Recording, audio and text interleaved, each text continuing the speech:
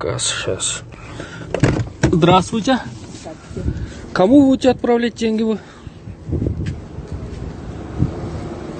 Как ее зовут? Забыла. Забыла? Да. Ваша дочь? Да. Точно? Да. Не мошенники? Нет. Как фамилия? Имя? Белова Лидия Петровна.